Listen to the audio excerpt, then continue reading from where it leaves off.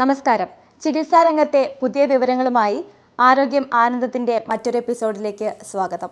നാം സ്ഥിരമായി കേൾക്കുന്ന ഒരു വാർത്തയാണ് ഒരു ആരോഗ്യ പ്രശ്നവുമില്ലാത്ത ഒരാൾ ആകസ്മികമായി കുഴഞ്ഞു വീഴുകയും ജീവൻ നഷ്ടപ്പെടുന്ന അവസ്ഥ വരെ സംഭവിക്കുകയും ചെയ്യുന്നത്.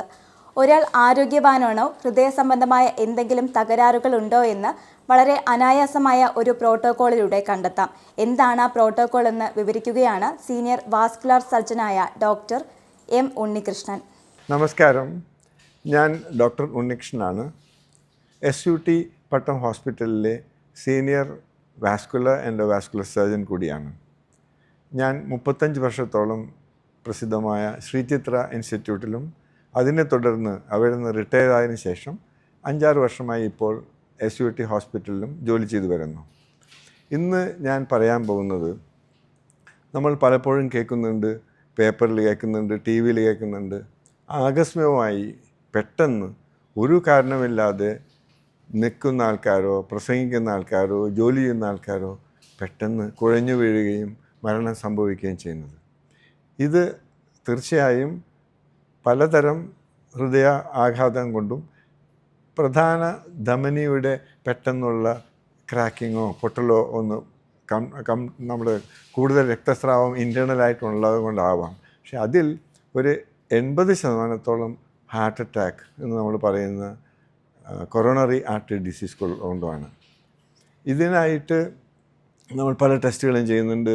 കൊളസ്ട്രോൾ ഉണ്ടോ, ഡയബറ്റീസ് ഉണ്ടോ, പുകവലിക്കാരാണോ, അതുകൂടാതെ ECG, എക്കോ ടെസ്റ്റിംഗ്, അതുകൂടാതെ നമ്മൾ ട്രെഡ്മിൽ ടെസ്റ്റ് എന്ന് പറഞ്ഞാൽ ഓടിച്ചു നോക്കും. 8-10 മിനിറ്റ് ഓടാൻ സഹായിക്കുകയാണെങ്കിൽ തീർച്ചയായിട്ടും ആ ഒരു ടെസ്റ്റിൻ്റെ ഒരു പ്രോട്ടോക്കോൾ പ്രകാരം അതിൻ്റെ അർത്ഥം ഹൃദയം സംബന്ധിച്ച് ഹൃദയത്തിലേക്ക് വലിയ ബ്ലോക്കോ ബുദ്ധിമുട്ടോ ഇല്ലെന്നാണ്. പക്ഷേ പല ആൾക്കാർക്കും ഇതേമാതിരി ട്രെഡ്മിൽ ടെസ്റ്റ് ചെയ്യാൻ പറ്റില്ല.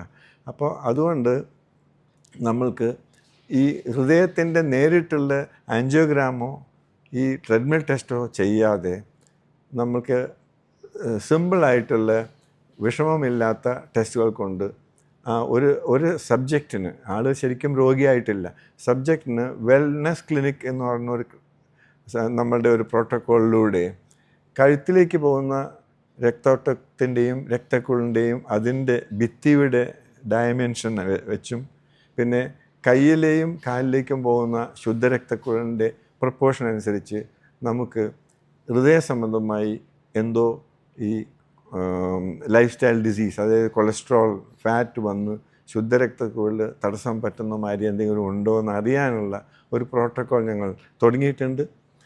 100 രോഗികളെയും ടെസ്റ്റ് ചെയ്യണമെന്നാണ് ഞങ്ങൾ ഉദ്ദേശിക്കുന്നത്. ഇപ്പോൾ 5-6 രോഗികളെ, അത് എന്താ വെച്ചാൽ ഇത് രോഗികളല്ലല്ലോ, ഇത് ഈ ലാസ്റ്റ് മിനിറ്റിൽ പെട്ടെന്ന് കുഴഞ്ഞു വീണ് മരിക്കുന്ന അവസ്ഥ വരെ അവർക്ക് യാതൊരു രോഗമോ കൂടുതലായിട്ടുള്ള മേജർ രോഗങ്ങളൊന്നും ഉള്ളതായിട്ട് അറിയില്ല. അതുകൊണ്ട് ഞങ്ങൾ ഉദ്ദേശിക്കുന്നത്, തലച്ചോറിലേക്ക് രക്തം കൊണ്ടുപോകുന്ന 2 കരോട്ടിഡ് രക്തക്കുഴലുകളുണ്ട്. അതിൻ്റെ ഭിത്തിയുടെ വ്യാസം 0.5 to 0.9 മില്ലിമീറ്ററാണ്. അത് 1.2 മില്ലിമീറ്ററിൽ കൂടി കട്ടി കൂടുതലുണ്ടെങ്കിൽ അത് ഈ കൊളസ്ട്രോൾ ഡെപ്പോസിഷൻ്റെയും അതെറോസ്ക്ലെറോസിസ് എന്ന ലൈഫ് സ്റ്റൈൽ ഡിസീസിൻ്റെയും ഒരു അളവുകോലാണ്. അതേമാതിരി കയ്യിലേക്ക് പോകുന്ന രക്തക്കുഴലും കാലിലേക്ക് പോകുന്ന രക്തക്കുഴലും അതിൽ പ്രഷർ നോക്കുകയാണെങ്കിൽ കയ്യിലേക്ക് ഏകദേശം ഒരു 100 മില്ലിമീറ്റർ പ്രഷറുള്ള ഒരാൾക്ക് കാലിലേക്ക് 100 ഉണ്ടാവും, ഒരുപക്ഷെ 110 വരെ ഉണ്ടാവാം. അതായത് 1:1 പ്രപ്പോർഷൻ.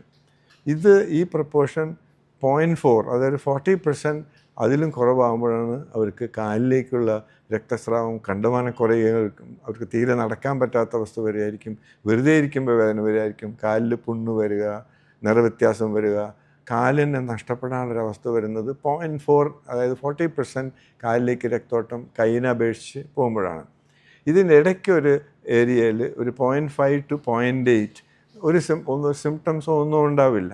അപ്പോൾ ആ കുറവുള്ള പേഷ്യൻസിനും ഈ തലച്ചോറിലേക്ക് പോകുന്ന രക്തക്കുഴലിൻ്റെ കട്ടി കൂടുതലുണ്ടെങ്കിൽ അവർക്ക്, അതായത് 1.2 മില്ലിമീറ്റർ ഇതിൻ്റെ ഈ മീഡിയൽ ഇൻറ്റിമോ മീഡിയൽ എന്ന് പറയും, കരോട്ടിഡ് ഇൻറ്റിമോ മീഡിയൽ തിക്നെസ്, അതൊരു 1.2 മില്ലിമീറ്റർ കൂടുതലും കാലിലേക്കുള്ള രക്തോട്ടത്തിൻ്റെ ശുദ്ധരക്തക്കോട്ടത്തിൻ്റെ പ്രപ്പോർഷൻ ഒരു 0.8 തൊട്ട് ഒരു 0.5 വരെ, അവർക്ക് 1-2 കിലോമീറ്റർ നടക്കാൻ വ്യത്യാസം ഉണ്ടാവില്ല.